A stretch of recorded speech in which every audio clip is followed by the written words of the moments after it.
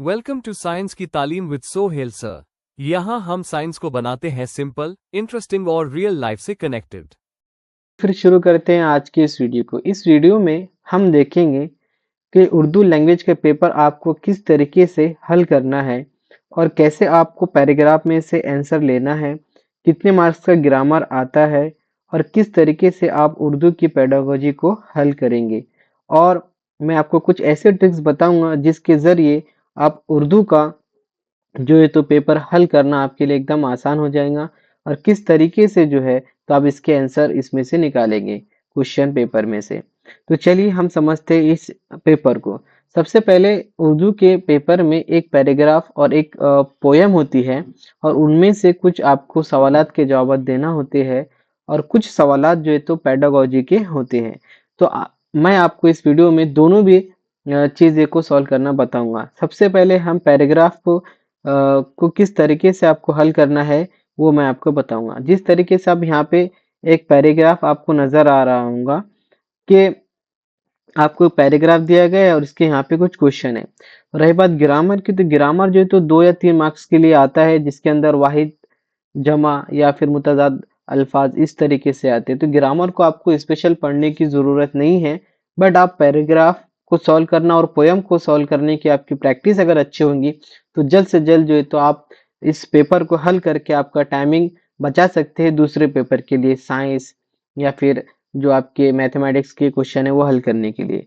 तो आपको किस तरीके से पैराग्राफ को सॉल्व करना है देखिए। सबसे पहले आपको एकदम तवज्जो से आपको पैराग्राफ पढ़ना है। जैसा कि मैं अभी आपको कुछ एग्जाम्पल के लिए बताता हूँ कि जैसे आप पढ़ रहे हैं इस पैराग्राफ को कि कुदरत ने दुनिया की हर चीज को जरूरत के एतबार से एक दूसरे से जोड़ दिया है।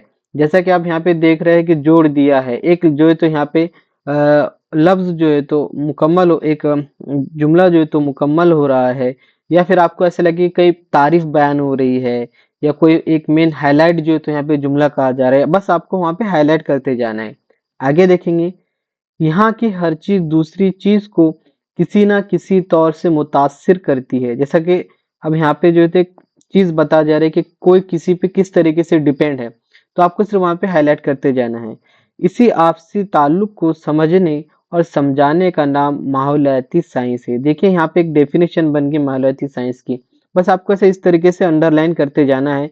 फिर आप देखिए किस तरीके से आपको पैराग्राफ में से आंसर, जैसे आपको इधर के क्वेश्चन पढ़ेंगे इधर आपको जो है तो आंसर मिलती जाएगा। जो तरीका भी मैंने आपको बताया है इसी तरीके से आपको पूरा पैराग्राफ इत्मीनान से तवज्जो से आपको पढ़ना है और बस इस तरीके से अंडरलाइन कर देना है।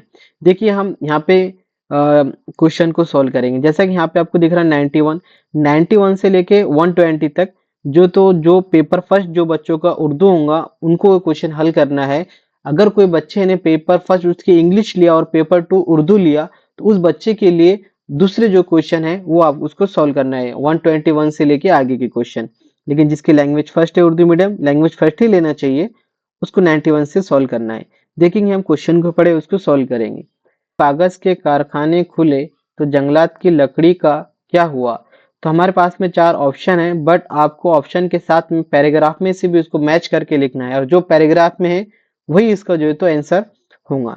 तो देखिए यहाँ पे इसका जवाब यहाँ पे हमें नजर आ रहा है, तमाम लकड़ी कागज बनाने की नजर हो गई। तो आपको ऑप्शन में देखना है यहाँ पे क्या हो गया। तो देखिए यहाँ पे बहुत सारे ऑप्शन है, तो यहाँ पे आपको इसका ऑप्शन मिले, ऑप्शन नंबर 3 जो है कागज बनाने की नजर हो गई। तो ये इसका जो है तो तीसरे नंबर का जो है तो ऑप्शन इसका आंसर हो गया। अब यहाँ पे ग्रामर का क्वेश्चन यहाँ पे आपको दिख रहा है 92 वाला कि बस्तिया का वाहिद क्या है। तो ठीक है, बस्तिया का वाहिद जो है तो बस्ती होगा यहाँ पे। उसके बाद में नेक्स्ट देखेंगे 93 वाला क्वेश्चन, जदीद का मुतजाद यानी जदीद का उल्टा क्या होगा। तो जदीद यानी कि अभी जो हाल चल रहा है, तो इसका जो मुतजाद यानी कि उसका उल्टा जो होगा वो होगा कदीम। ठीक है, इसके बाद में हम देखेंगे नेक्स्ट क्वेश्चन, दुनिया की हर एक चीज दूसरी चीज को क्या करती है। तो देखो हमने पैराग्राफ पढ़ा था और वहां पे अंडरलाइन भी हमने किए थे, क्या दुनिया की चीज हर चीज दूसरी चीज को किसी ना किसी तरह मुतासिर करती है। तो इसका जवाब हमें क्या मिलेगा कि मुतासिर करती है, यानी ऑप्शन नंबर 1 इसका जो है तो आंसर हो जाएगा। ठीक है, नेक्स्ट आगे बढ़ते। अब मैंने क्या किया हूं कि इस क्वेश्चन पेपर को सॉल्व करने के लिए आपको बता दिया हूँ कि ट्रिक्स इस तरीके से आपको हल करना है। अब ये इसके आंसर कैसे मिलेंगे, जैसे ये 95 वाला क्वेश्चन है, दुनिया की इस आपसी ताल्लुक को समझने और समझाने का नाम क्या है? तो इसका नाम जो है तो समझने और समझाने का नाम जो है तो माहौलियाती साइंस है। और आपको यहाँ पे इसका ऑप्शन देखना है, तो इसका ऑप्शन नंबर 4 आपको नजर आ रहा होगा, माहौलियाती साइंस। इसके बाद वाला क्वेश्चन हम देखेंगे कि कदीम इंसान की जिंदगी किन वसाइल के गिर्द घूमती थी। ठीक है, तो इसका जो जवाब आपको यहाँ पे मिलेगा कि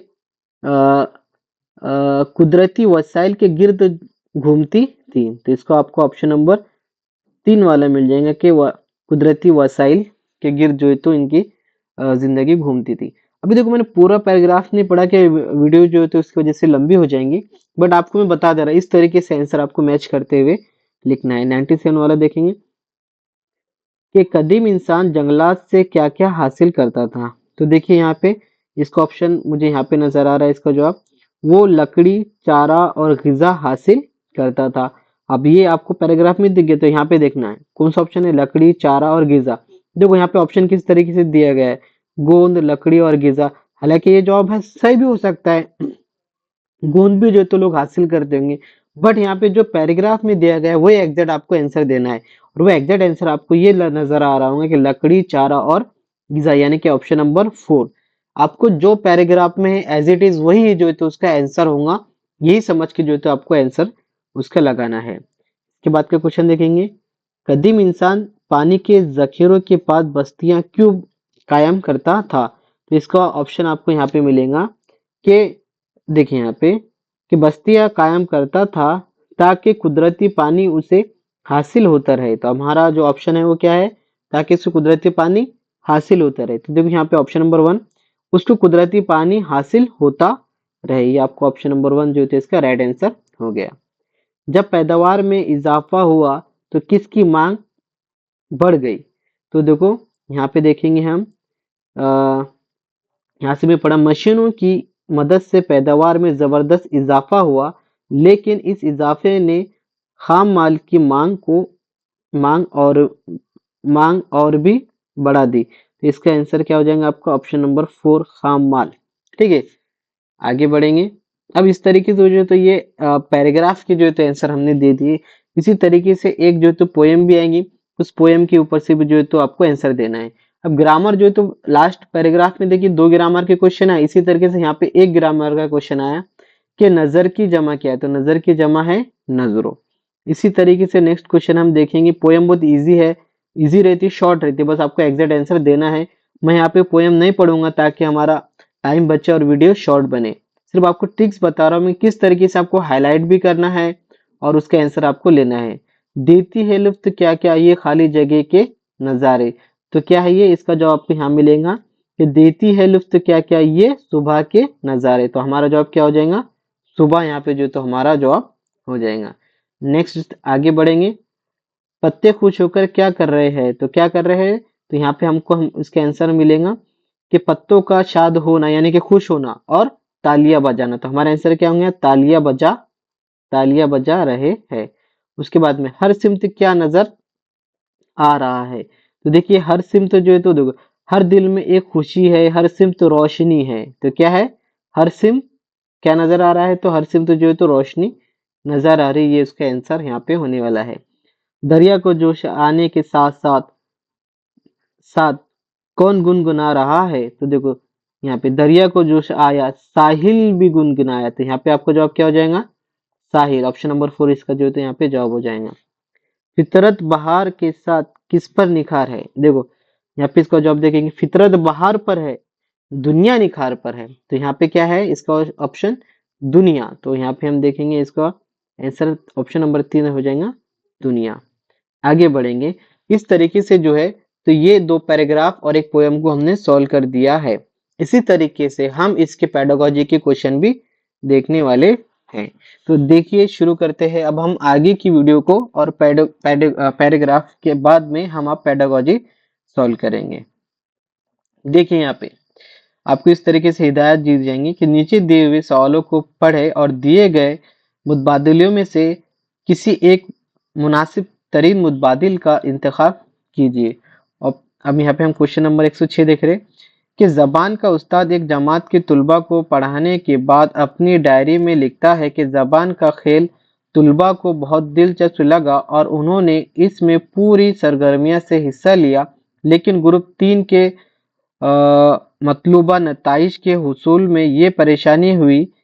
ये किसकी मिसाल है? मतलब एक टीचर ने, जबान के टीचर ने एक जबान का खेल उन्होंने एक्टिविटी लिए और उसमें उन्होंने ग्रुप बनाए थे, ग्रुप 1 2 3। तो ग्रुप नंबर 3 के बच्चों को कुछ जो है तो परेशानियां हुई, और ये परेशानियां जैसा ये सब वो कर रहे एक्टिविटी और एक किताब में ऐसा लिख रहे, एक डायरी में ये लिख रहे, तो इसका मतलब ये क्या कर रहे हैं, ये टीचर का जो अमल है ये क्या है?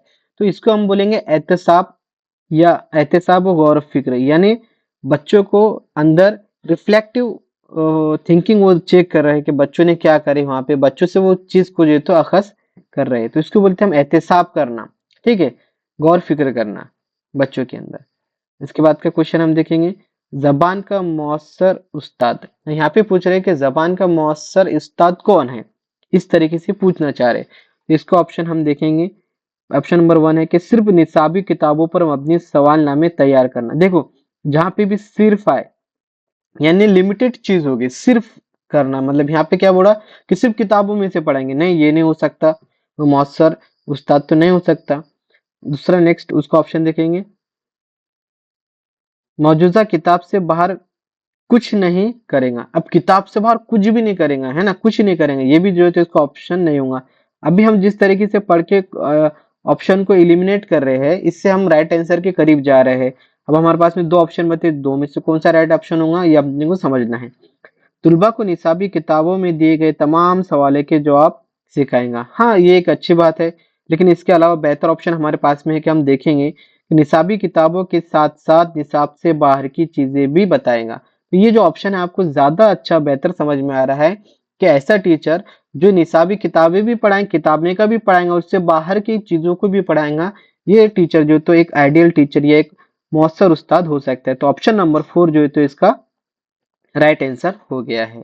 नेक्स्ट क्वेश्चन हम देखेंगे, जबान की आमोजिश में सबसे अहम क्या है? अब देखो सबसे अहम क्या है, तो इस ये सवाल कैसा है कि इसमें बहुत सारी चीजें सही हो सकती है, लेकिन उनमें से सबसे सही यानी सबसे अहम क्या है? तो देखिए, आदाब व अतफाल, सरगर्मी शीट, निसाब की किताबें, मायून दरसी किताबें, ये सभी चीजें जो है तो एक अच्छी चीजें है, इंपॉर्टेंट चीजें, बट इसमें से सबसे ज्यादा इंपॉर्टेंट या सबसे ज्यादा अहम चीज है वो है अदब व अतफाल। ठीक है, हम आगे बढ़ेंगे। नेक्स्ट, दर्ज झैल में से दर्ज झैल में से कौन तुलबा की तख्लीकियत में इजाफा करेगा? अब तख्लीकियत यानी क्रिएटिव थिंग में कौन इजाफा करेगा, बच्चों को क्रिएटिव क्या चीज जो है तो बनाएंगे, ये अपने को यहाँ पे ऑप्शन यहाँ पे दिया, उसमें से सही ऑप्शन अपने को चुनना है।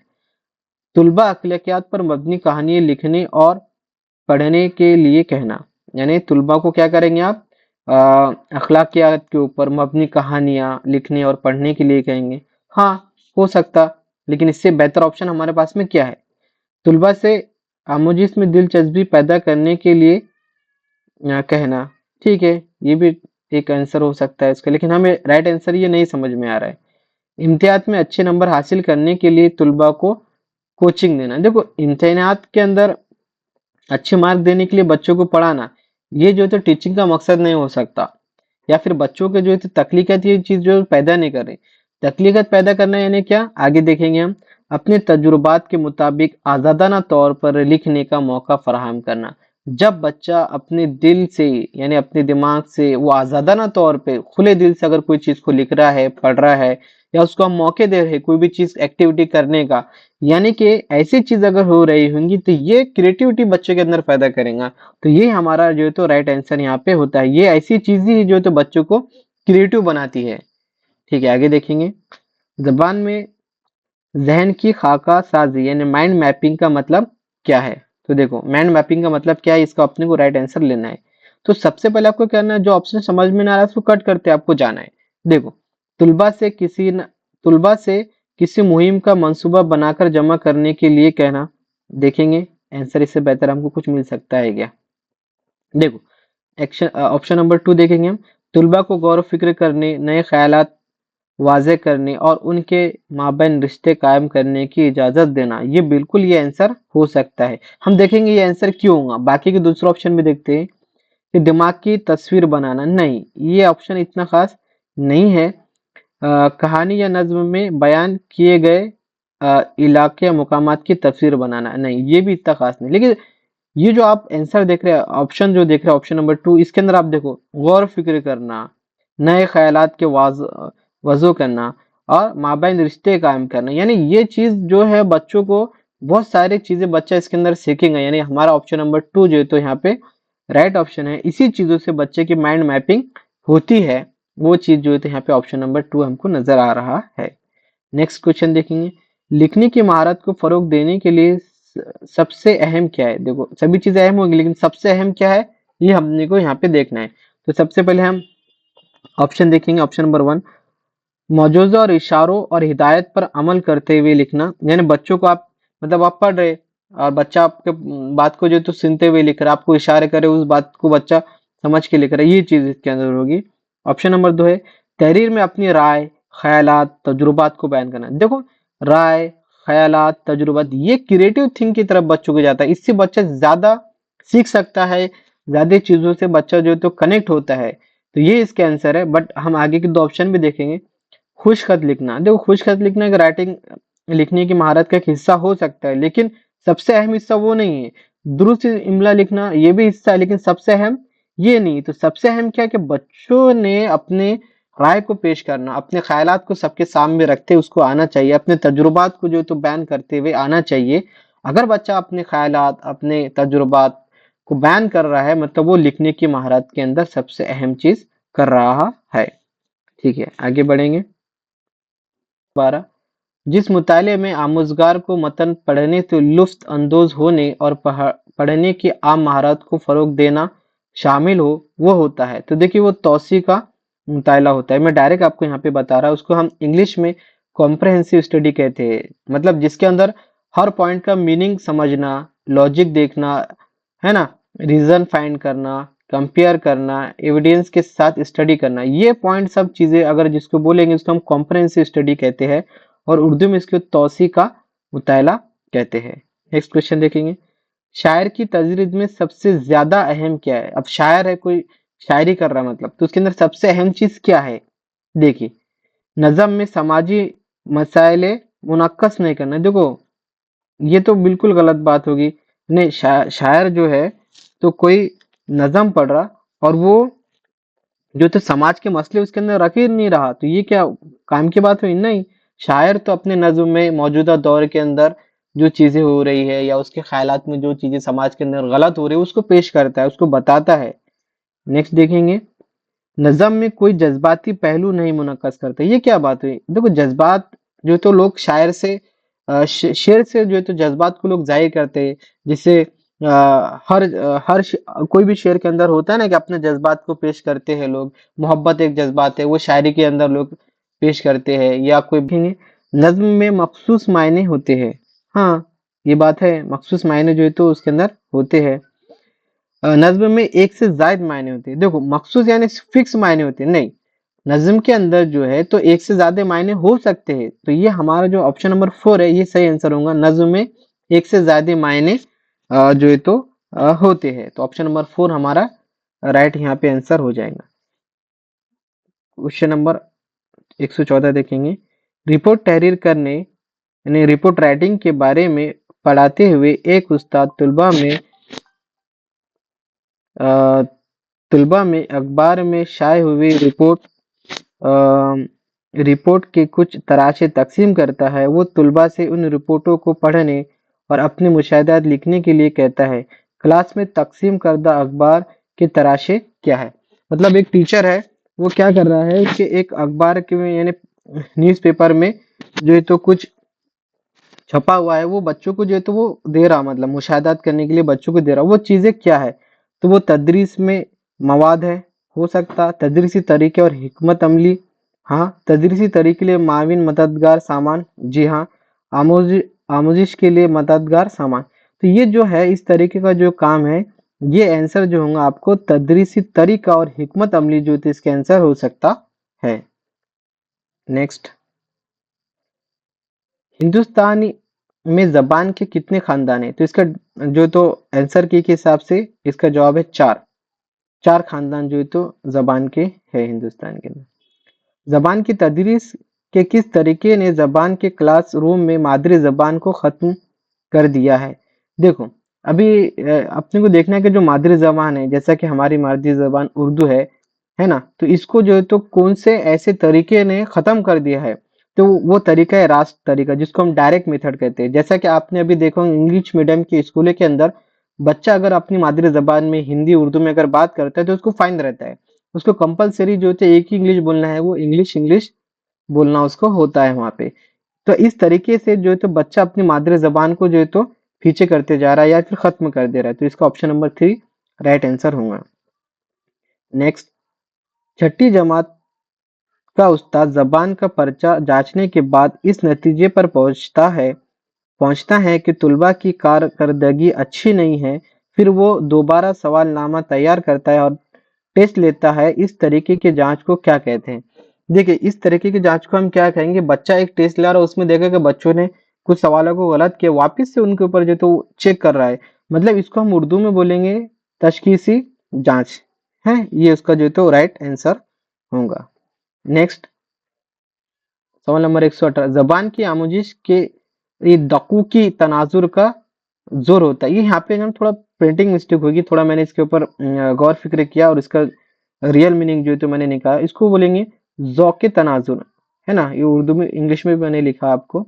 जौके तनाजुर का मतलब क्या होता है कि जौक का मतलब होता है दिलचस्पी, जबान सीखने का वो तरीका जिसमें बच्चे की दिलचस्पी, शौक और फितरी इजहार को मरकजी हैसियत दी जाती है। इस तरीके को हम जो है तो ये ज़ौक़ की तनाजुर जो है तो हम कहते हैं। अब इसके अंदर जो है तो हमको क्वेश्चन ये पूछा गया कि ज़बान की आमोजिश के लिए ज़ौक़ तनाजुर का ज़ोर होता है, तो क्या होता है हमने देखेंगे। तो उस्ताद को चाहिए कि मुकालमों को याद करने और दोहराने की हौसला अफ़ज़ाई करना, यानी बच्चों को याद करने की, देखो याद करना ये नेगेटिव वर्ड है, ठीक है। बच्चों को याद कर रहे हैं अपन और याद करने के लिए उसकी हिम्मत अफ़ज़ाई कर रहे हैं, ये जो तो आंसर इसका नहीं हो सकता है। जल्द अज जल्द अज जल्द गलतियों की इस्लाह करनी चाहिए, वरना बच्चों के ज़हन में महफूज हो जाएंगे। ये ऑप्शन इसका नहीं हो सकता है। क्यों? आगे अपन देखेंगे। गलतियाँ ज़बान की आमोजिश का अमल गलतियाँ ज़बान के आमोजिशी अमल का हिस्सा है।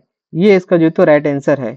नेक्स्ट हम देख लेंगे, इसके बारे में भी हम बात करेंगे और चौथे ऑप्शन के बारे में हम बात करेंगे।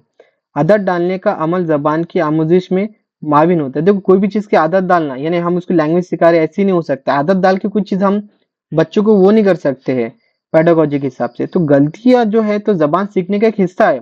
बच्चा गलतियाँ कर सकता है और बच्चा गलतियाँ करेगा, वही जो है तो लैंग्वेज लर्निंग का एक हिस्सा है यहाँ पे।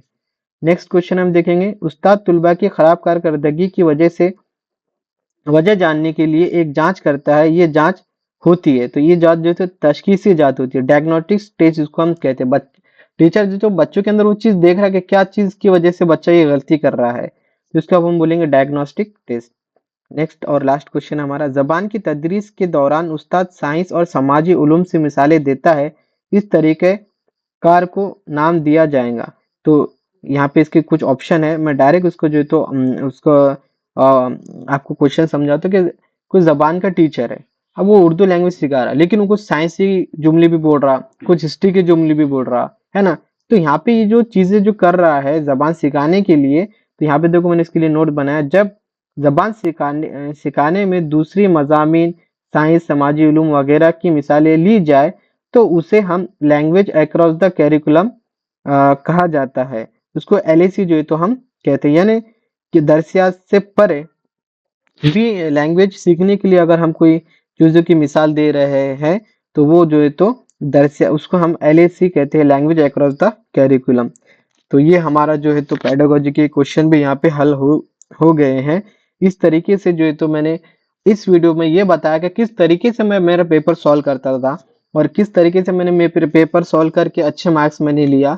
इस तरीके से आप पेपरों को सॉल्व करने की कोशिश करें और प्रैक्टिस करें। उर्दू के अंदर आपको ज्यादा नहीं, बस कुछ पेडागोजी देखना है और आपको प्रैक्टिस करना है। अगर आपको ये वीडियो पसंद आती है तो इस वीडियो को लाइक कीजिए, शेयर कीजिए और अपने दोस्तों के साथ शेयर करें। ये मेरा एक तजुर्बे की वीडियो, असल में मैं साइंस की वीडियो बनाता हूँ। जैसा कि मैंने कुछ वीडियो अभी अपलोड किया हूँ मैग्नेटिक के ऊपर, और अभी हीट और टेम्परेचर के ऊपर भी मेरी वीडियो आ रही है। तो इस चैनल को सब्सक्राइब कीजिए। मेरे चैनल का नाम है साइंस की तालीम, और इस चैनल के ऊपर अभी मैं CTET और TET की जो है तो पढ़ाई करा रहा हूँ।